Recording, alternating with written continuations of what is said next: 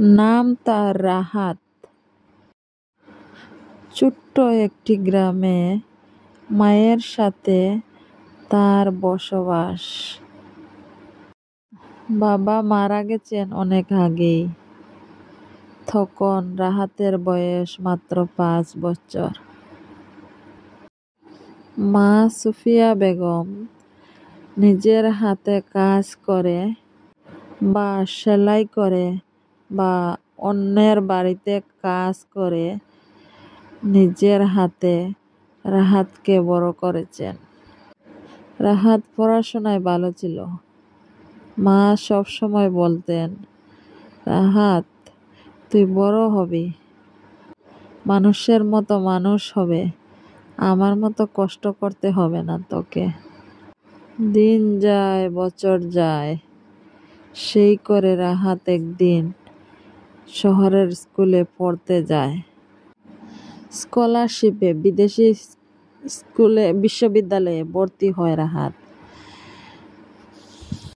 পড়াশোনা শেষ করে রাহাত একটা ভালো চাকরি পায় বিদেশে।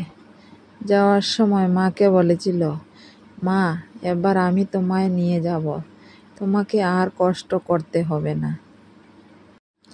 কিন্তু শহরের চাকরি, ব্যস্ততা আর জীবন ধীরে ধীরে তাকে বদলে দেয়।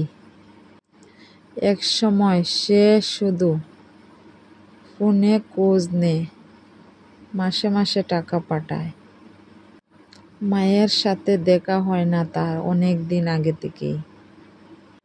হঠাৎ একদিন রাহাতের কাছে গ্রাম থেকে ফোন আসে যে তার মা আর নেই। সে ছুটে যায় গ্রামে আর মায়ের ছোট্ট ঘরে ঢুকে দেখে যে তার পাঠানো টাকাগুলি প্রায়ই অক্ষত আছে। পাশে একটি প্যাকেট, আর তার মধ্যে রাখা ছিল একটি চিঠি।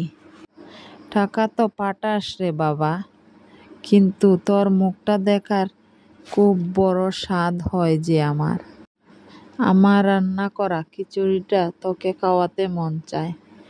তুই ব্যস্ত, আমি বুঝি, তবুও তুই একবার আসিস, মা তোর অপেক্ষায় আছে, শুধু একবার।